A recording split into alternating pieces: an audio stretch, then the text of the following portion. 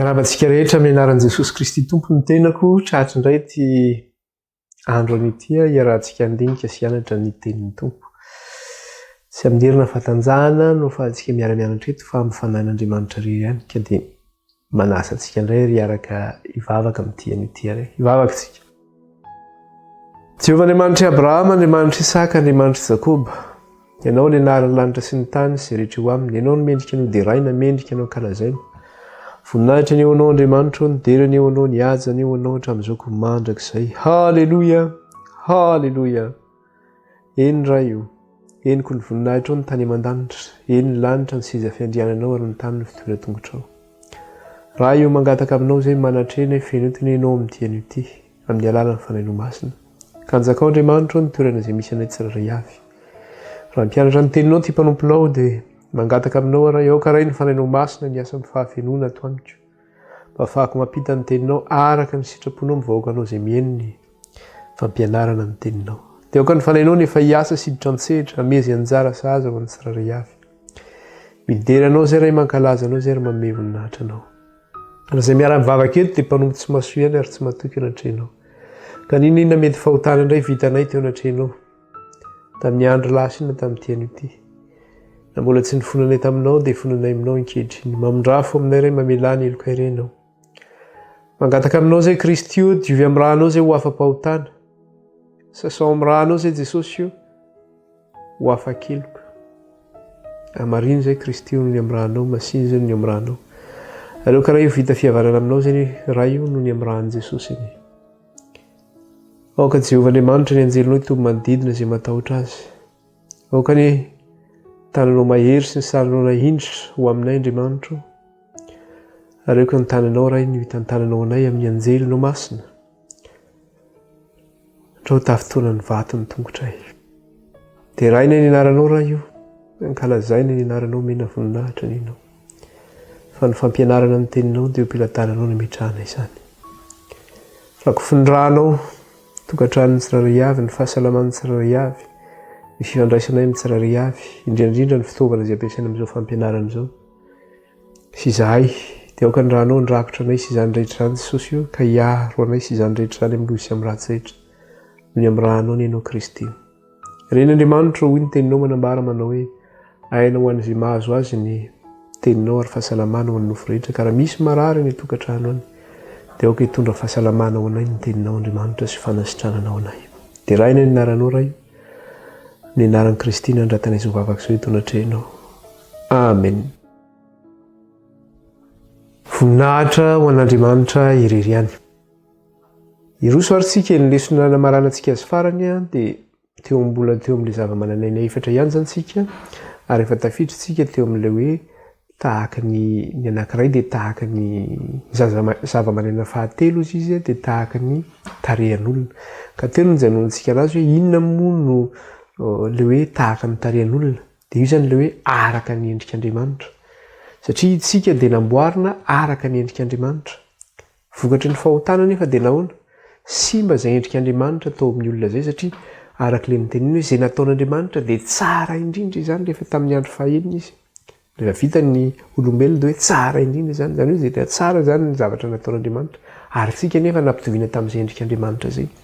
Nanamboarana antsika ihany koa tany am-boalohany dia izao hoe rehefa nanamboatra ny Adama sy Eva Andriamanitra dia izao immortel angina nanaovana ny Adama sy Eva, izany hoe velona mandrakizay. Fa vokatry ny fahotana dia nesorina taminy izany izay immortalité izay, izay hoe mahavelona mandrakizay izay nesorina taminy. Anika ny vokatry ny fahotana dia niena zany ny taonan'ny zanak'olombelona.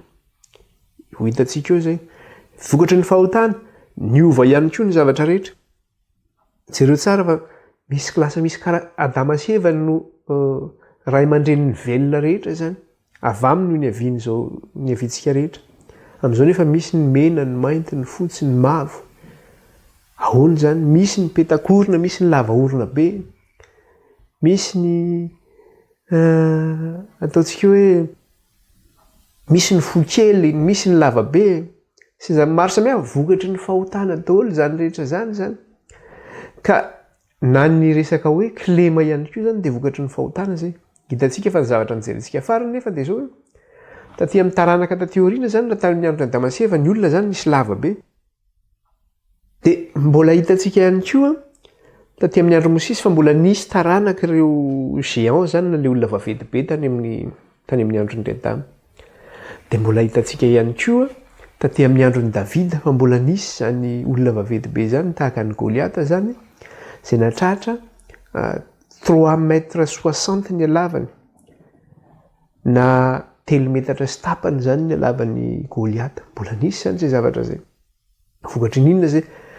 Zany hoe efa ninena amin'izao fotoana zao nefa tsika mijery hoe lava indrindra fantatra angamba ny ataoko hoe tsy haiko tamin'ny record Guinness angamba nisy zay.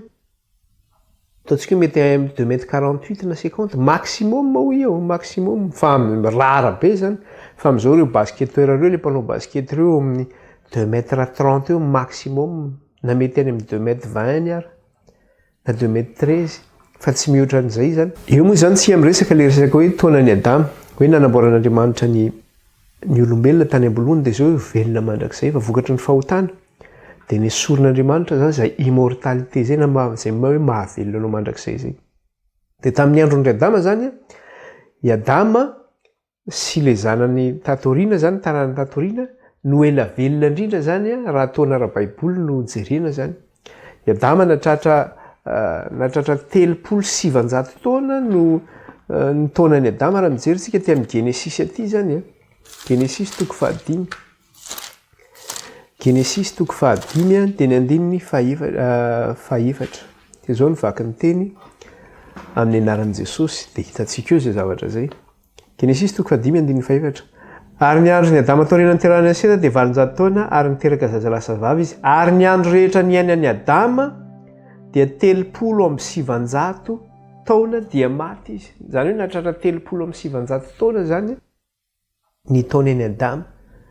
Dia ny ela velona indrindra ao amin'ny Baiboly dia eo amin'ny andininy 720 zany hoe taranaka Adama ihany koa zany io taty aoriana.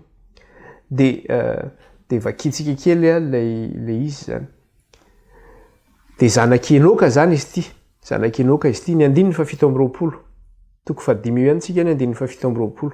Dia hoy izy ary ny andro rehetra niainan'ny Metusela dia 780 amin'ny 700 taona dia maty izy. 780 amin'ny 700 taona dia maty izy. Nahatratra 780 amin'ny 700 taona. Zay zany ny elona velona indrindra tao amin'ny Baiboly. Dia rehefa nandeha ny taona, nandeha ny taonjato dia neniena zay taonan'ny olona zay zany. Neniena zay. Tsy nahatratra an'izay 700 taona intsony fa nenidina. Dia any amin'ny Salamo ary izy miteny manao hoe ny fahanterana amin'izao fotoana izao dia eo amin'ny 70 taona 80 taona eo izy. Raha teo amin'ny Salamo zany izy miteny moyenne d'âge zany zay resahany zay.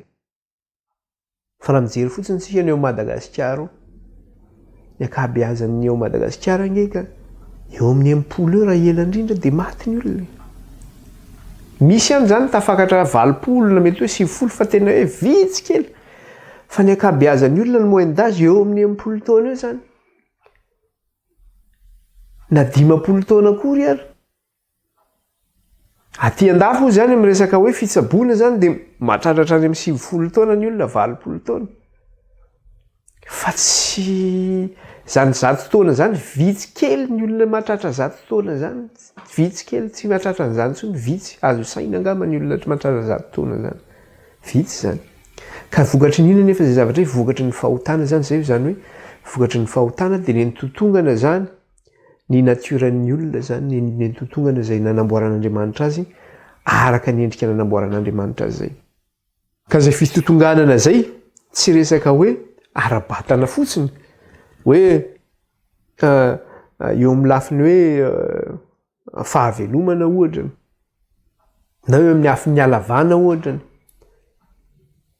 na hoe eo amin'ny lafiny satria le fahasimbana mantsy le fahotana dia tsy niapaika tamin'ny olona ihany fa niapaika ihany koa tamin'ny zavaboary. Hitantsika teto naka ohatra tsika tamin'ilay hoe rehefa nasiana ny safitany tany amin'ny tany Kanana zanak'Israely dia nitondra sampam-boaloboka anankiray no lanjaina tamin'ny tena zany olona roa no nibatana azy tamin'ny hazo. Nefa sampam-boaloboka anankiray no lanjaina. Angamba ny habeny angamba tsy fantatra hoe ny habeny zany voaloboka tamin'izany. fitoerany baolina tenisy ve na olona dia tsy fantatra aloha dia navesatra be ilay izy. Zany ny vokatra tamin'izany dia vokatra ny fahotana. Sampam-boaloboka hianaka amin'izao ohatra ny iny ny sampam-boaloboka amin'izao fotoana izao kely vokatra zany hoe nahatratra zany ny zavaboarin'Andriamanitra ihany koa ny fahasimbana zany mikasika izay zavatra izay. Dia ny anton'izay zavatra izay dia zao amin'izao fotoana izao misy teny eo anatin'ny baiboly manambara manao hoe noho ny fitiavam-bola hozy izy dia maninona? Eo zany hoe noho ny tsy fankatoavan-dalàna hozy izy dia maninona? Mihamangatsika ny fitiavany maro. Ny olona zany amin'izao maninona? Tsy manana moralité zany intsony. Zany hoe olona tsy lasa olona maninona moa zany ohatran'ny hoe tsisy fifanajana, olona be teny ratsy, lasa olona vetaveta, olona tia mangalatra, misy loky. Raha tokony hanompo ny mpahary izy izay nahary azy dia ny zavaboary indray ny tompony. Manompo hazo izy, manompo tsangam-bato izy. Zay ilay resaka sampy zany. Dia zany zany ilay simbana ny moralin'ny olona raha zany. Tsy matahotra raisy reny, manimbazimba raisy reny. Be dia be zany ny faratsiana izay misy zany amin'izao fotoana izao. Tsika moa zany mety hoe ny zavatra hitantsika eny fotsiny ny farany zavatra miafina any ambadika ihany be dia be Andriamanitra mahita an'ireny rehetrarehetra eny. Ary mba sendra mahita zavatra tsy araky ny eritreretinao raha indraindray mandeha amin'ny vaovao na amin'ny information izay hita reny dia gaga anao dia mahavita an'izao ve zanak'olombelona. Hoy mitenitsika hoe ohatran'ny biby mihitsy fa na ny biby ary mbola tsy manao fahadalàna ny zavatra vitan'ny zanak'olombelona. Dia jerentsika efa amin'ny andro farany efa faminaniana voalaza ilay izy aty amin'ny Timoty faharoa aty tsika mijery. Satria ny olona amin'ny andro farany dia inona? Ny olona amin'ny andro farany dia tia vola, tia reny. Ary ny tenin'Andriamanitra dia miteny manambara manao hoe ny vola ny fototry ny ratsy rehetra. Zany ny zavatra misy. Zany izao malaza indray ny Madagasikara amin'izao fotoana izao. Fa izay moa zany ny olona zany mandeha amin'ny vaovao dia mba miresaka fotsiny hoe Madagasikara any zany zao dia misy olona tena lehibe corruption ny Madagasikara any. Efa ho alainy mihitsy Madagasikara zany. Fa vokatry ny fitiavana inona zany? Vokatry ny fitiavana vola nge zany. Tsika tsy manonona anaran'olona tsika hoe iza na iza fa zavatra misy zany. Firy ny resaka corruption Madagasikara. Olona ray moa voateny zany. Fa be dia be nge ny manao amin'ny lafin'izay Madagasikara olo. Fa tsy tenenina intsony ilay izy hoe ahoana zany zavatra. Vokatry ny inona zay? Vokatry ny fitiavam-bola. Fitiavam-bola zany fahotana nge zany. Zay ilay atao hoe avarisy. Ny olona tia rena. Ka izay atao izay hananana vola rena sy ny rehetrarehetra. Fa nga misy hoentinao any an-danitra zany na ndray aza. Tsisy na ndray aza hoentinao zany zavatra zany. Dia aty amin'ny Timoty faharoa tsika ary. Timoty faharoa toko fahatelo dia ny andininy voalohany ka hatramin'ny fahadimy. Timoty faharoa toko fahatelo dia ny andininy voalohany ka hatramin'ny fahadimy.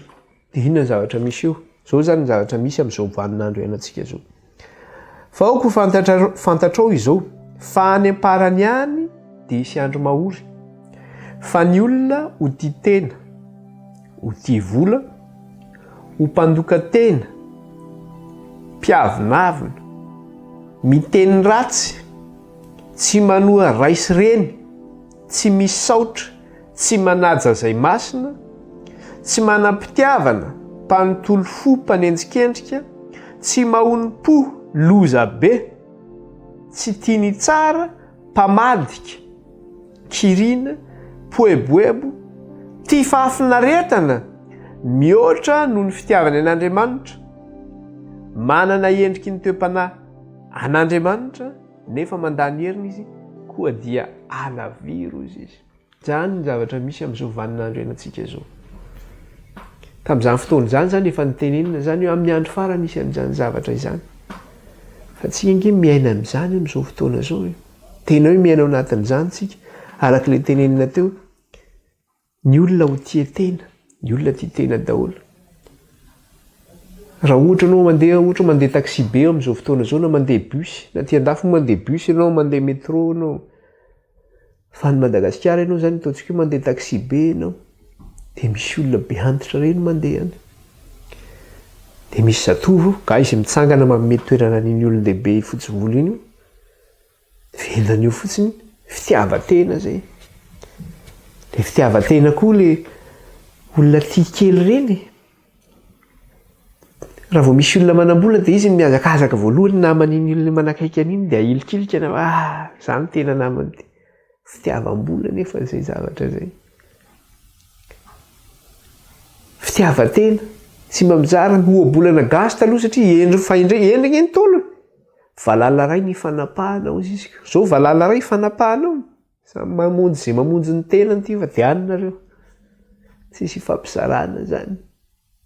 Tsisy fanapaka amin'izany, tsisy fanampiana. Ny olona tia vola, ho mpandoka-tena, zay le fireriana sy foibe-bola.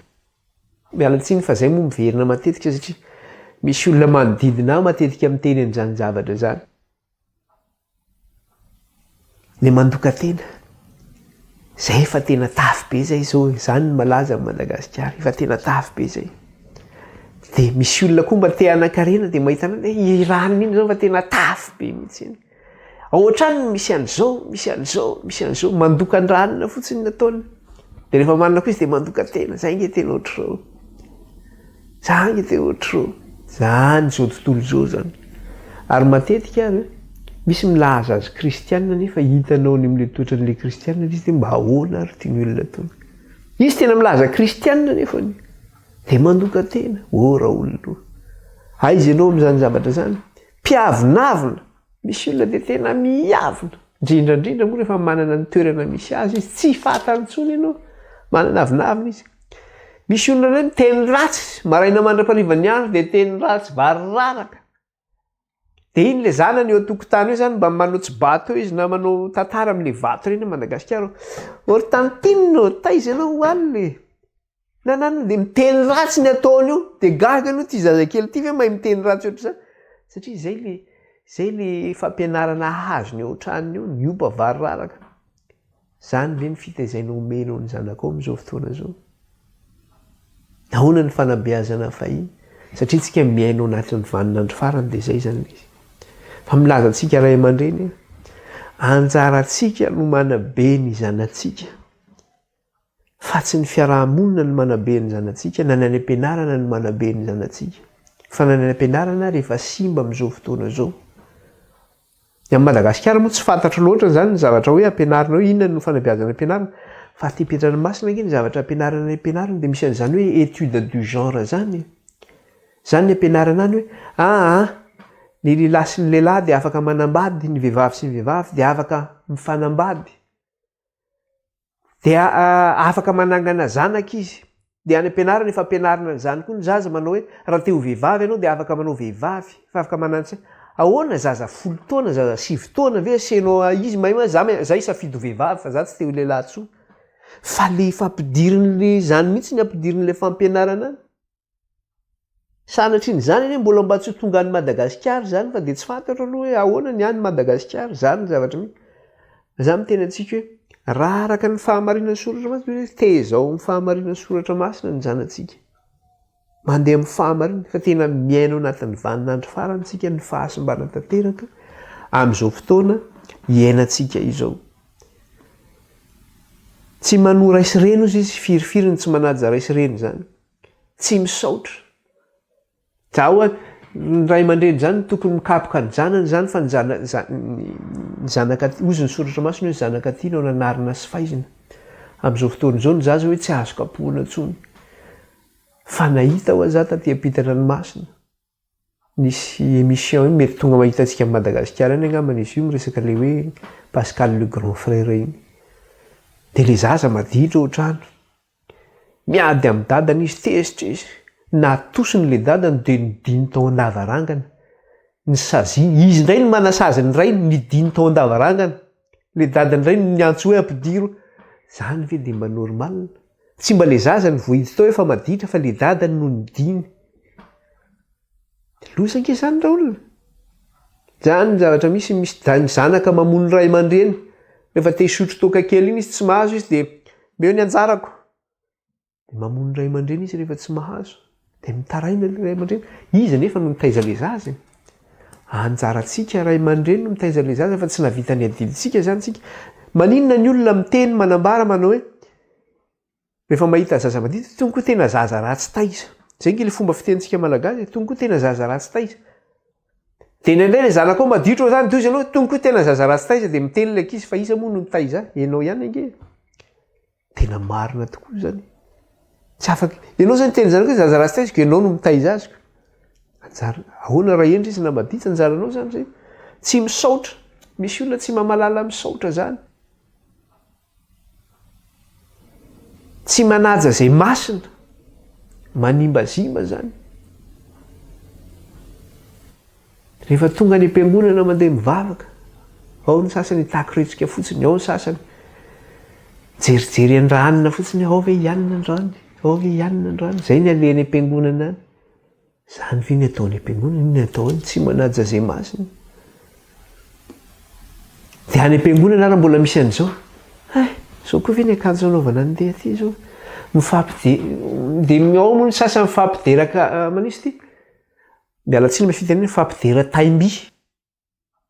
Hoe izy any namoaka tomobile vaovao indray ny sasany any amin'ny fiangonana. Manao indray raha aninao. Ora olona. Zany ny alehanao any am-piangonana any. Tsy manaja zay masina. De tsy hitako inona nale tany. Toy izany any le teny any. Tsy manam-pitiavana. Mpanontolo fo. Mpanendrikendrika. Misy olona tena mpanendrikendrika mihitsy. Tsy maholo-po, loza be. Misy olona koa tena loza be mihitsy. Tsy azo raha monina mihitsy. Fa olon-doza olona fitenenana. De raha ohatra ianao ka sendra mba tafiala tamin'iny olona iny zany, de mba ozy ianao tena afaka ako. De nisy olona ohatra lasa namana tamin'iny olona de nidiran-dozy ty olona ty. Tsy misy olona tena loza be mihitsy ange. Mpiady atsena, mpila vaniny. Tena hoe pilady zany, misy olona tena olona ohatran'izany mihitsy. Ary ny olon-doza io raha tsy manaiky resy io. Navoanao ny tanao tsara zany. Tsy maintsy izy manana teny farany. Tsy maintsy izy manana farateny zany. Ao izy tsy tiany tsara, mpamadika. Ao ny mpamadika, firy ny mpamadika io. Raha miresaka politika fotsiny tsy eo Madagasikara, firy ny mamadika amin'ny palitao. Ary izy io tsy any Madagasikara ihany. Fa napita-dranomasina masina de be mihitsy ny mpamadika amin'ny palitao. Poeboebo. Tiany fahafinaretana mihoatra noho ny fitiavany an'Andriamanitra. Be mihitsy zany. Tiany fahafinaretana mihoatra noho ny fitiavany Andriamanitra. Inona moa le fahafinaretana amin'ny teny frantsay lazany azy eo plaisir. Zany hoe le plaisir de la chair, fahafinaretan'ny nofo sy ny filàny. Noho ny fitiavany an'Andriamanitra. Be no manao an'izany, be ny makamamy ny nofo. Indrindra moa rehefa manao vendredi isoline na rehefa tonga le mamirevirevy miaraka amin'ny namana reny tena miaraka amin'le consomme kely tena zany mamy. Tsisy fahafinaretana ohatr'izany. Ora olona. Fahafinaretanao vetivety io nge. Itsinjon'ny vokatra io anao rinao. Tsy hitanao tsony ny amaminy zay hoe tahak'izay ihany.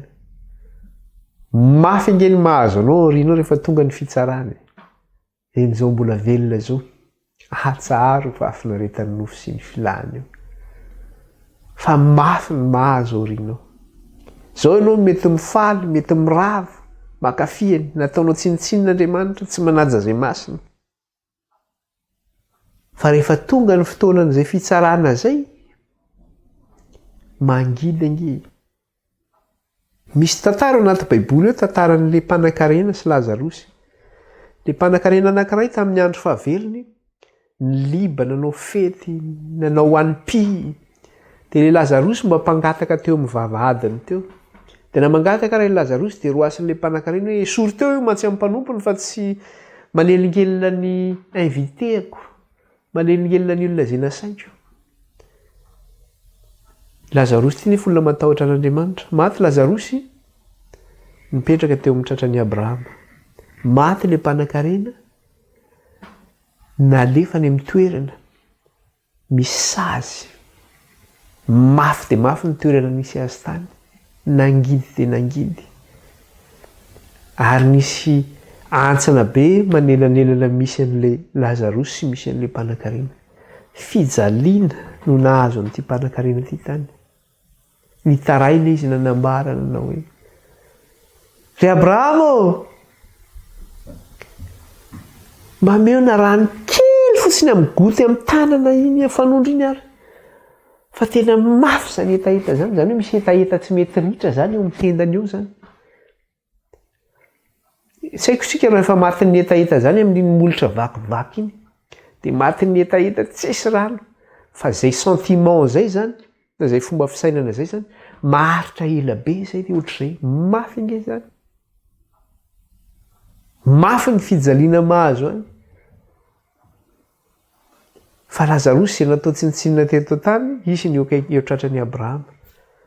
Omen'Andriamanitra filaminana izy. Io ilay hitantsika teo amin'ny Apokalipsy 4:9 manao hoe navela hiala sasatra kely izy, mandra-pafeno isan'ny mpanompony tahaka azy, izay mbola hovonoina ihany koa ny tenin'Andriamanitra sy ny filazanan'i Jesosy. Dia nasiana niala sasatra izy. Fa ireo kosa izay nanao ratsy, mijafajafa ny ho avy zay. Ka zay ilay ao zany ilay olona tia fahafinaretana. Fahafinaretana mihoatra noho ny fitiavana iny, mihoatra noho ny fitiavany an'Andriamanitra. Tenin'Andriamanitra nefa dia milaza manao hoe tiavan'i Jehovah Andriamanitra ao amin'ny fonao manontolo, amin'ny herinao manontolo, amin'ny sainao manontolo. Fa ny antsika ilay nofo tena tiantsika, mamitsika mihitsy. Tsy mety kely raha tsy mirevy kely manao ary. Ary raha ohatra izy tsy ampy an'izay zavatra izay, tena mitady mihitsy izy, mangetaheta mihitsy izy. Mandraikiraiky mihitsy izy, ahoana ary zany, inona atao, mitady mihitsy izy. Io zavatra io nge zavatra mandeha ho azy. Ohatra hoe zavatra tena torotoro ao anatiny, torotoronina zany ilay filana. Tena mangididy azy mihitsy io, manosika azy io, andeha hanao an'izay zavatra izay izy. Fa ho an'izay ao amin'Andriamanitra dia izao, mahony tena ao amin'Andriamanitra, mahony tena amin'ny zavatra rehetra noho ny Andriamanitra, katsaka an'Andriamanitra amin'ny zavatra rehetra. Ka tsy ao ny zavatra any ambony fa tsy ny zavatra eto an-tany ozy no teny misaotra masina. Ny farany dia inona zavatra resahany eo, 5. Manana ny endriky ny toe-panahy araka an'Andriamanitra nefa mandany heriny, ireny koa dia alaviro izy. Misy olona zany manana n'io karaktera io, endriky ny toe-panahy araka an'Andriamanitra. Miseho ety ivelany izy ohatran'ny hoe olona mivavaka hoe kristianina.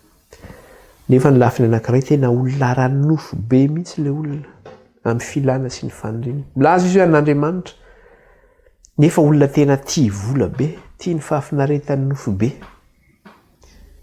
Tononona fotsiny ilay anarany hoe Andriamanitra eo mivava, tononona fotsiny hoe kristianina. Nefa ianao raha mijery azy tsy hitanao hoe izao ve ny atao hoe kristianina. Dia toy izany ilay teny, manana toe-panaraka an'Andriamanitra nefa mandany heriny izy rehefa marary izy. Inona ny zavatra misy? Miazakazaka malaky izy. Any amin'ny hôpitaly, any amin'ny dokotera, fa tsy mba miantso an'Andriamanitra izy rehefa marary. Adino ny Andriamanitra, mandany heriny.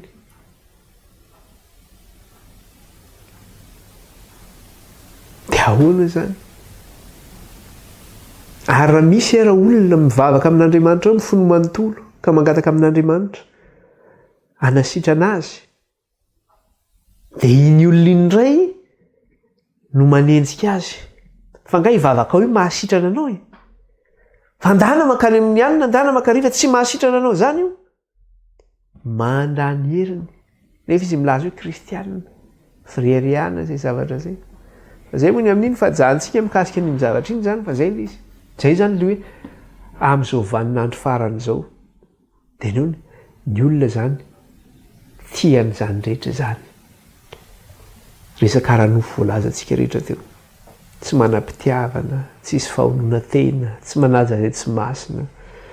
Tia ny fahafinaretany nofo mihoatra noho Andriamanitra, manana toe-panaraka an'Andriamanitra, hoe milaza azy manana toe-panaraka an'Andriamanitra nefa mandany heriny. Tsy manome fahatokina amin'Andriamanitra eo amin'ny fiainana, fa dia manino izy ity? mitady solution gauche à droite rehefa manana problème. Andriamanitra tsy hita Andriamanitra. Nefa Andriamanitra tsy lavitra avy eo akaikiny eo ihany. Ny antony anankiray koa tsy anatony Andriamanitra dia inona ny antony? Satria nahoana? Ny fahotany ange. Hevitra mampisaraka aminy amin'ny Andriamanitra ka tsy ahitany nitavan'Andriamanitra. Dia iny manakana azy tsy ahitany an'Andriamanitra ka na amin'iny toerana misy azy iny ary izy antso an'Andriamanitra. Andriamanitra nga hamaly azy. Koa izy ary mbola ao anatin'iny fahafinaretana iny. Fozy Andriamanitra esoro ireo zavatra eo anoloanareo dia manaraha fa izy tsy hanalana iny mihitsy izy.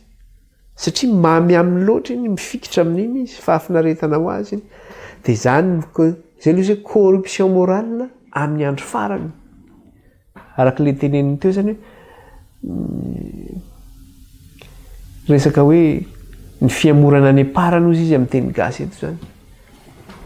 Dia io ny zavatra maro ny zavatra misy. Ny olona mitandro ny fandriam-pahalemana indray no atahoran'ny olona amin'izao fotoana izao. Nefa ireny no tokony hampiatra ny lalàna mba hisamborana ny ratsy sy ny mpanao meloka. Mba hanomezana rariny ny olona marina. Fa reny indray ny atahoran'ny olona sy hitsoahan'ny olona. Satria raha tratrany dia mahamay mihitsy koa rehefa tratrany. Za tsy miteny hoe ny mpitandro filaminana rehetra fa misy izy io. Misy manao an'izy io. Ary izy io tsy hatrany Madagasikara fa anaty Ampitandranomasina raha misy io zavatra io zany. Izay no mikasika an'iny zany ka ny zavatra angatahana amintsika zany zao. Nangatan'Andriamanitra amintsika dia tahaka an'ilay zanak'Adala. Zanak'Adala nanao an'izay fahafinaretana nofo sy ny filany. Nandeha araka tany izay. Inona nefa nataon'ilay zanak'Adala? Tonga saina izy dia nody. Niova fo. Niverina nakany amin'irainy. Nanetry tena na dia ho mpanompo aza.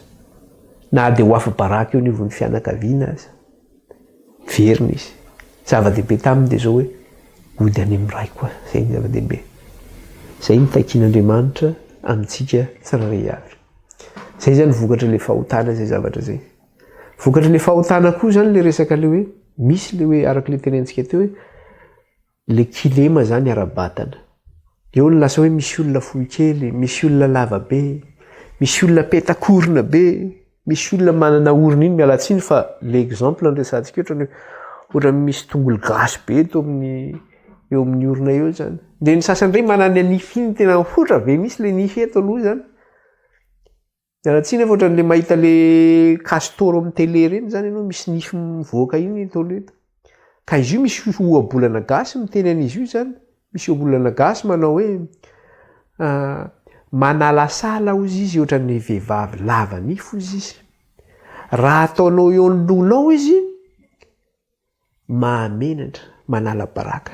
Raha ataonao atoriana izy manaikitra hatoka. Ka kerin'iny eo anao lava loatra iny. Zany hoe tena mihinana zany. Io zany tsy vitan'ilay hoe lava nify fotsiny amin'izao. Fa ilay vehivavy ilay manana toetra ihany koa zany.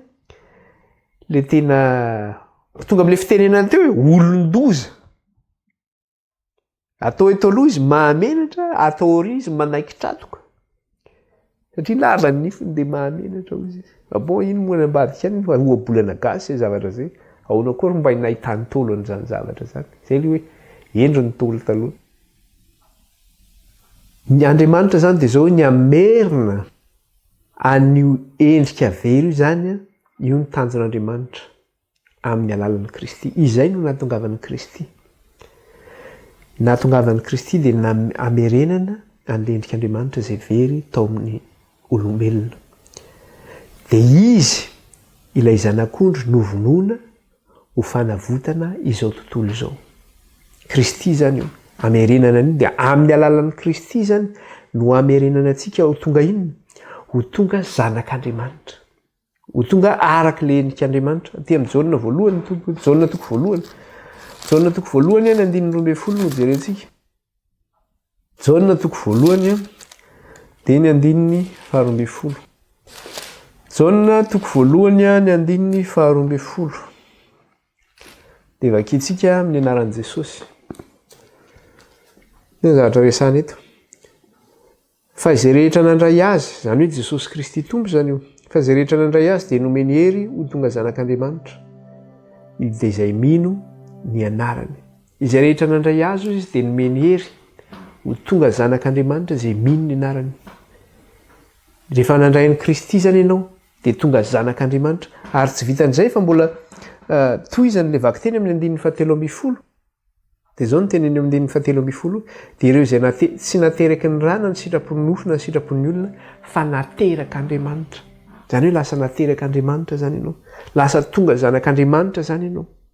Zany hoe amin'ny alalan'i Kristy zany no amerenana ilay endrik'Andriamanitra izay very tao amin'ny olombelona. Dia itsika nefany, tsika zany dia izao hoe ny tanjon'Andriamanitra zao dia hoe ny ahatonga antsika ho zanak'Andriamanitra. Ary raha mijery tsika zany, i Adama dia izao, i Adama dia zanak'Andriamanitra, i Adama namboarin'Andriamanitra araka ny endriny. Zay zany ilay hoe mahazanak'Andriamanitra ny Adama. Ary taorian'ny Adama aza, ny olona taorian'ny Adama aza, dia ireo izay an'Andriamanitra zany, satria vokatry ny fahotana zany dia izao hoe niparitaka tamin'ny olona rehetra ihany koa ny fahotana. Fa nisy nefa zany ireo antsoina hoe zanak'Andriamanitra. Ireo zany tsy niditra tamin'izay fahotana zay. Fa rehefa miditra amin'ny fahotana zany izy dia maninona? Tsy antsoina hoe zanak'Andriamanitra zany izy amin'izay vanim-potoana zay. Fa lasa zanak'olona indray izy raha vao manota amin'izay fotoana zay. Fa ny atao hoe zanak'Andriamanitra zany dia izao hoe ao amin'ny Kristy, ao amin'ny Andriamanitra. Satria tsy nateraky ny nofo amandray izy fa nateraky ny tenin'Andriamanitra. Tsy nateraky ny sitrapon'ny nofo izy fa nateraky ny fanahy. Tsy nateraky ny sitrapon'ny nofo izy fa nateraky ny fanahy. Dia eo zany ilay izy hoe i Adama zanak'Andriamanitra. Dia jerentsika ke aty amin'ny Genesis aty. Raha mijerisika aty amin'ny Genesis aty ohatran'izany izao. Raha mijerisika aty amin'ny Genesis. Le verenantsika leo amin'ny andininy 420. Genesis toko voalohany andininy 420 jerentsika kely. Dia izao no teneniny amin'ny andininy 420. Genesis toko 4 toko voalohany andininy 420. Anaran'i Jesosy. Ary Andriamanitra nanao hoe andeha isika hamorona olona tahaka ny endritsika araka ny tarehintsika ary eo kisy hanjaka amin'ny hazan-drano sy amin'ny ranomasina sy ny voromanidina sy ny biby fiompy sy tany rehetra ary ny biby rehetra izay mandadina mikisaka amin'ny tany. Ary Andriamanitra nahary ny olona tahaka ny endriny, tahaka ny endrik'Andriamanitra no namoronany azy. Lahy sy vavy no namoronany azy. Ary Andriamanitra nahary ny olona izy tahaka ny endrik'Andriamanitra no namoronany azy. Lahy sy vavy no namoronany azy. Dia jerentsika aty amin'ny toko 5. Jerentsika aty amin'ny toko 5. Inona ny zavatra voasoratra ato amin'ny toko 5? Dia ny andininy voalohany. Dia izao no teneniny ato. Toko 5 dia ny andininy voalohany. Ity ny boky milaza ny taranak'i Adama tamin'ny andro namoronan'Andriamanitra ny olona dia tahaka ny tarehin'Andriamanitra no nanaovany azy. Ity ny boky milaza ny taranak'i Adama tamin'ny andro namoronan'Andriamanitra ny olona dia tahaka ny tarehin'Andriamanitra no nanaovany azy. Lahy sy vavy no namoronany azy dia nitahy azy izy ka nanao ny anarany hoe Adama tamin'ny andro namoronany azy. Satria nahoana hozy izy teo? Tahaka ny tarehin'Andriamanitra no nanaovany azy. Dia eo amin'ny andininy 7 dia inona ny zavatra teneny ato?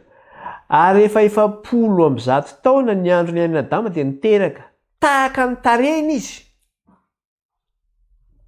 Zany hoe i Adama nefa efa niteraka talohany io, efa niteraka ny Kaina izy, efa niteraka ny Abely izy. Zany hoe efa niteraka zanaka hafa zany izy. Eto izy rehefa niteraka ny Seta aty amin'ny andininy 7 amin'ny toko 5 izy, ary efa 100 taona ny andro ny ain'i Adama dia niteraka tahaka ny tarehany araka ny endriny izy, ary ny anarana nataony hoe Seta. Maninona moa ny atao hoe araka ny endriny tsy araka ny tarehany? Maninona rehefa niteraka ny Kaina izy tsy nilazaina hoe araka ny tarehany na araka ny endriny?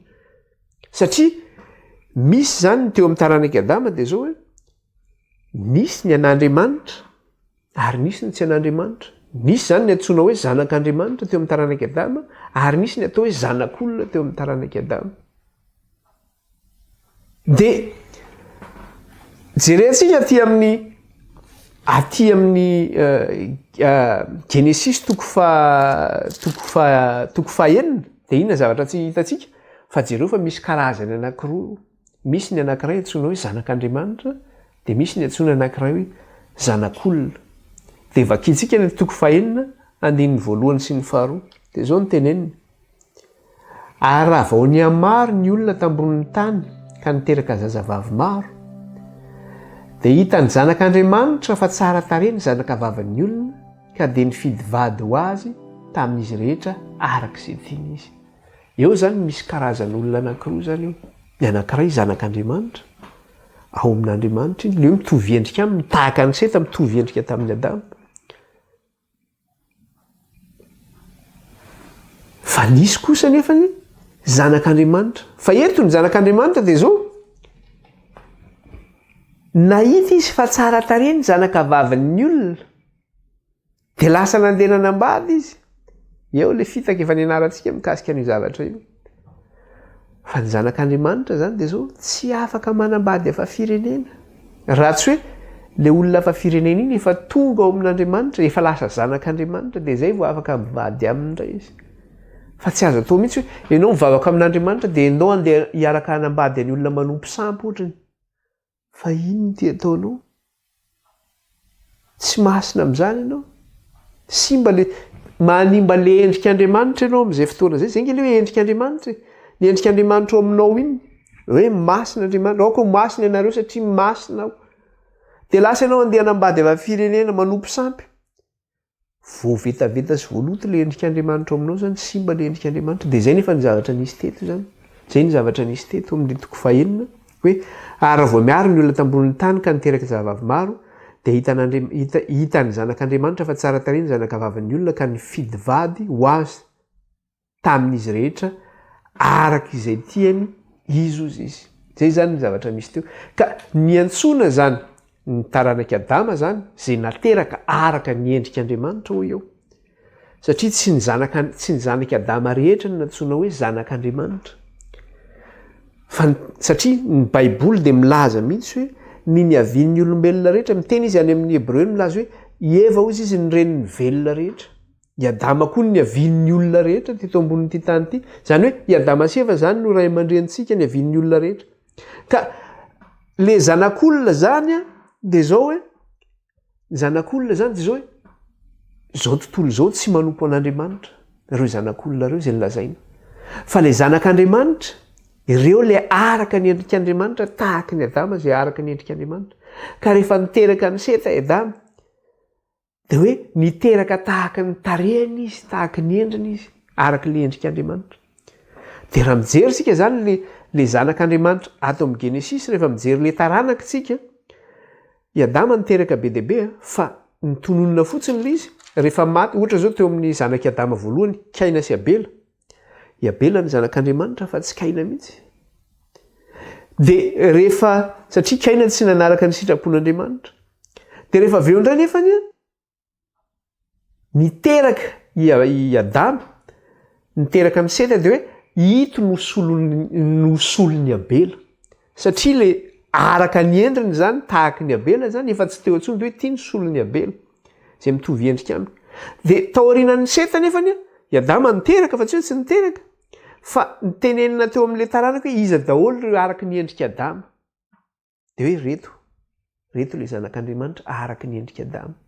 Jerentsika misy kely nge izy teneniny eo ohatrany hoe raha miteny zao tsika atao amin'ny Genesis toko 5 io dia hitantsika ohatran'izany mandra-pahatonga any amin'ny Abrahama no resahana eto zany.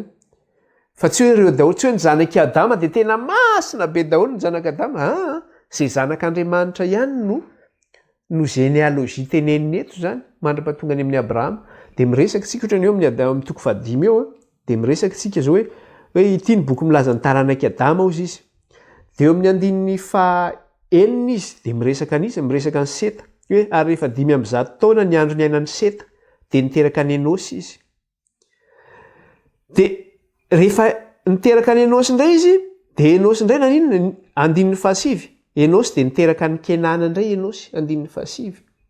Aty amin'ny andininy 12 dia Kenana indray niteraka ny Mahalalita. Reo zany araka ny endrik'Andriamanitra daholo reo 17 ary efa 80 taona ny andro ny ainan'ny Jareda, zany hoe zanaky mahalila indray Jareda zany.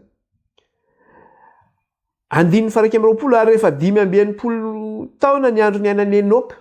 Enoka indray zany zanaky Jareda zany. De zanaky Enoka Metosela, de zanaky Metosela Lemeka, zanaky Lemeka Noé, na Noa hozy tsika zany. De rehefa aveo moa tonga any amin'ny Abrahama zany io, rehefa aveo taranaka io zany tonga any amin'ny Abrahama zany rehefa aveo. Satria i Abrahama koa niteraka Sema Sama ary Jafeta rehefa aveo zany. Tsy hoe Abrahama fa Noa niteraka ny Sema Sama ary Jafeta. De avy amin'ny Sema no niavian'ny i Abrahama indray zany. Zay zany le zanak'Andriamanitra zay. Fa tsy hoe fa reo zany de zavatra tiana tenena amreo de zao hoe i Adama nanana zanaka maro fa tsy hoe reo ihany ny zanaky Adama. Fa reny zany tsy araka ny endrik'Andriamanitra de natsoina hoe zanak'olona zany reny. Fa zay araka ny endrik'Andriamanitra zany natsoina hoe zanak'Andriamanitra. Vokatra ny inona zay nefany? Vokatry ny fahotana nge zany. Vokatry ny fahotana zany. Ary zay no nampitena ny tany tamin'ny andro voalohany. Fa eo amin'ny toko faha-enina andininy fahadimy. Inona ny teniny amin'ny toko faha-enina andininy fahadimy eo? Ary hitan'i Jehova fa be ny faratsian'ny olona tambonin'ny tany, ka izay fisainany rehetra mifony dia ratsy ihany mandritra ny andro. Dia eo amin'ny andininy faha-12, ary simba ny tany teo anatrehan'Andriamanitra sady eni-doza. Dia hitan'Andriamanitra ny tany ka indro efa simba izy fa ny nofo rehetra samy efa nanimba ny lalany avy tambonin'ny tany. Ny nofo rehetra efa samy nanimba ny lalany avy tambonin'ny tany. Ny nofo rehetra ozy izy fa nga Noa ao anatin'izay, Noa nge tsy nanimba ny tany. Ireo zanak'Andriamanitra tsy nanimba ny tany fa ny nofo rehetra no nanimba ny tany. Ireo ilay antsoina hoe zanak'olona zany.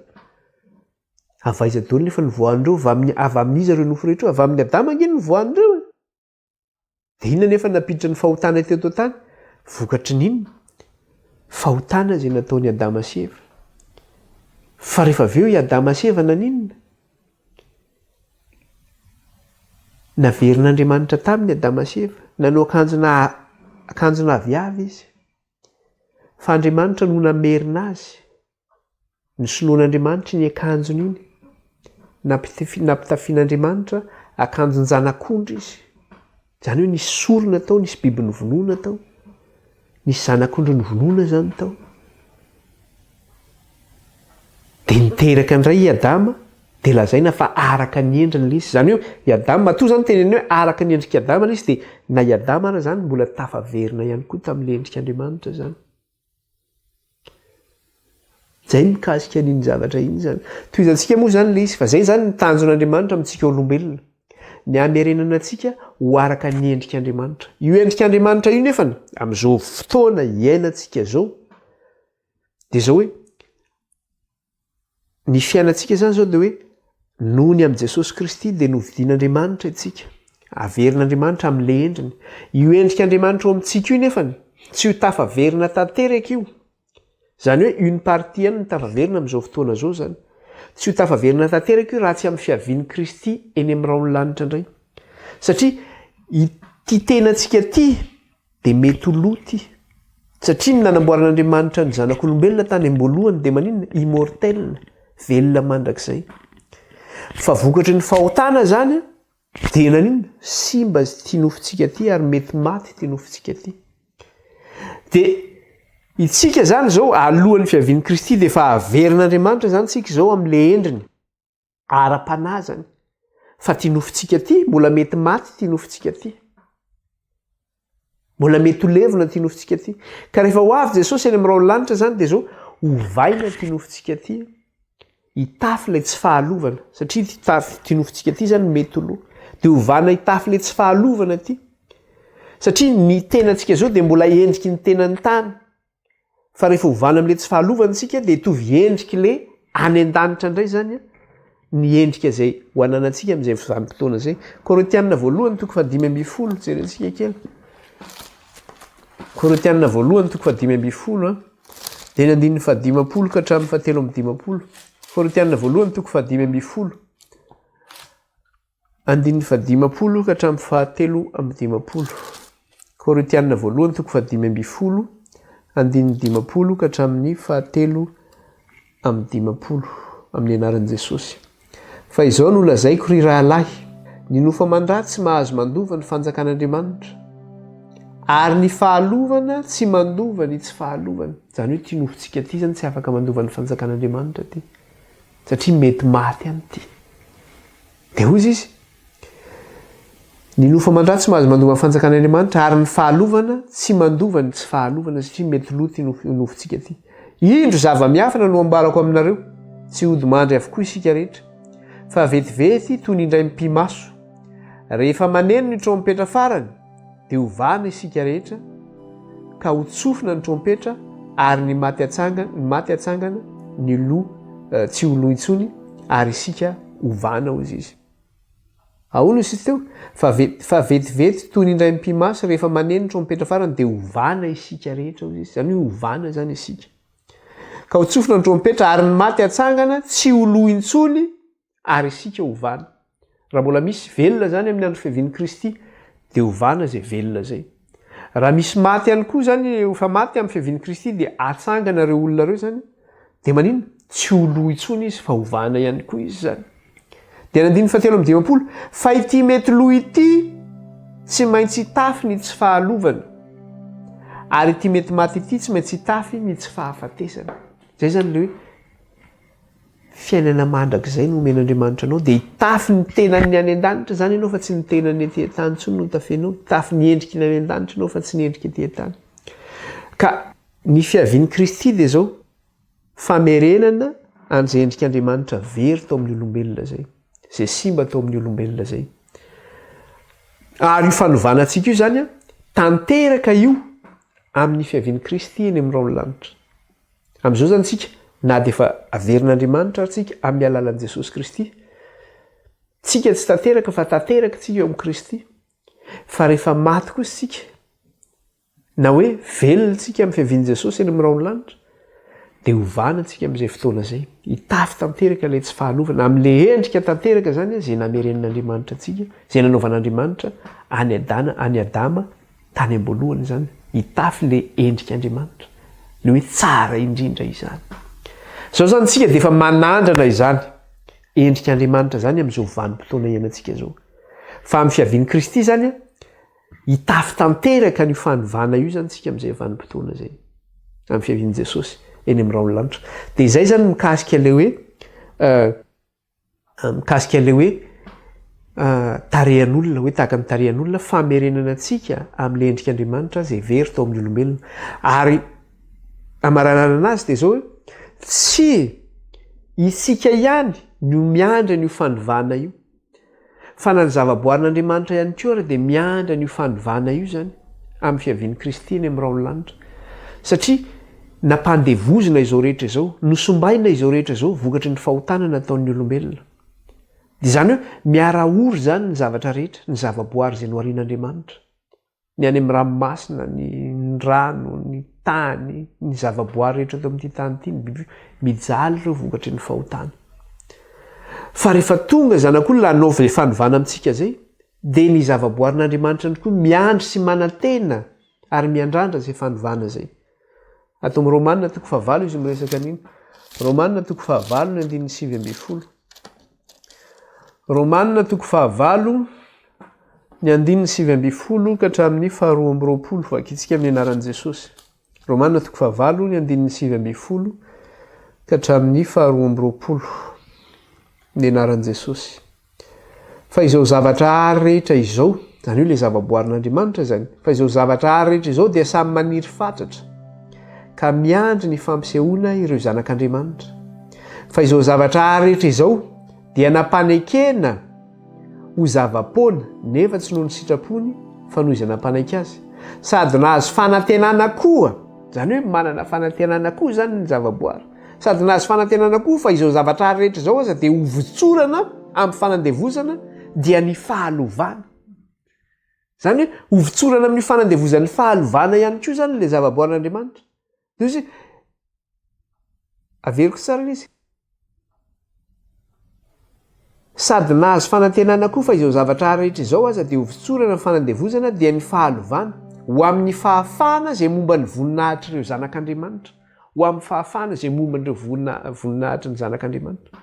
Zany hoe miandrandra n'lay fampisehoana le zanak'andriamanitra zany ny zavaboary, hoe rehefa tonga io fotoana io zay alovana reo zanak'andriamanitra dia miandrandra koa zay mba hitafy an'izany tsy fahalovana zany koa sy fahasimbana izany.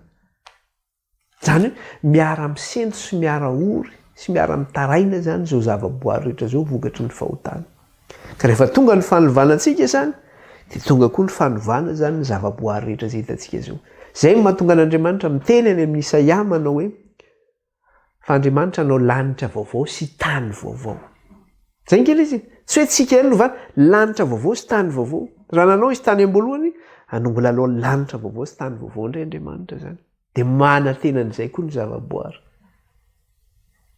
Dia izay mikasika le zanak'olona, famerenana le endrik'Andriamanitra atao amin'ny olombelona zay very, ary tsy ny olombelona ihany miandrandra an'izany fa ny zavaboarin'Andriamanitra ihany koa miandrandra an'izany, fitafiana ny tsy fahalovana zany, mba hitafy ny tsy fahalovana ihany koa. Sorantsika ny Tompo, tohizantsika ny lesona indray manaraka, miditra tsika zany amin'ny resaka hoe voromahery indray manaraka, inona ny resahan'ilay voromahery indray zany, inona ny hevitra ilay voromahery vavaksika. Tompo Ray Masina, mankalaza anao zahay mideranao ary manome voninahitra anao. Misaotra Andriamanitra nahafahanay miara-niany raha sy nandinika ny teninao tamin'ity anio ity. Tsy tamin'ny hery Andriamanitra no tamin'ny tanjaka, fa tamin'ny hery ny fanahinao rery ihany. Ka dia ho karaha io ny fanahinao masina anie, miasa amin'ny fahafenoana anatinay, ka izy ampafantatra anay ny sitraponao. Sorato am-ponay ny teninao ary ataovy eo an-tsainay. Aoka ny anjerinao Jehovah ito manodidina izay matahotra anao. Aoka ny raha ny zanak'ondry andrakotra anay ka hiaro anay amin'ny loza sy amin'ny ratsy rehetra. Ary aoka tany eny anjely ny tantanao anay iray indreo tafotoana ny vaty ny tongotray. Tahiza ray raha miditra, tahiza raha mivoaka. Tahio ny asa mandrarahanay sy ny fivelomana rehetra, tahio ny fahasalamanay. Arovy izay amin'ny loza sy amin'ny ratsy rehetra. Ary raha misy marary aminay Jesosy dia aoka re le dia kapoka taminao fanasitranana anay no entinao manasitrana anay Kristy. Dia aoka Jesosy io le dia kapoka taminao ny hanasitrananao anay amin'ny aretina rehetra.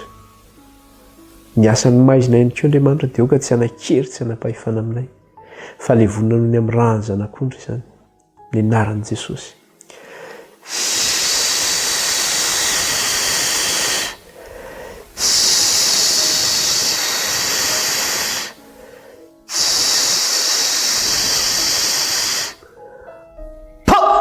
Ravy Satana no ny amin'ny raha ny zanak'ondry sy ny fofonan'i Kristy, tsy manakery tsy manapahefana aminay.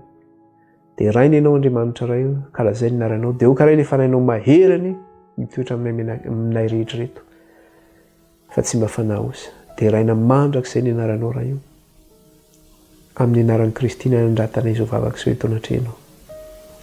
Amen. Dia izay indray fotoanantsika tamin'ity anio ity, manao velomantsika rehetra, mahandra-piona indray. Mbola hita ny lotsika hatramin'izao zany. Maharita fa zava-dehibe ny tenin'ny Tompo. Amen. Bye-bye.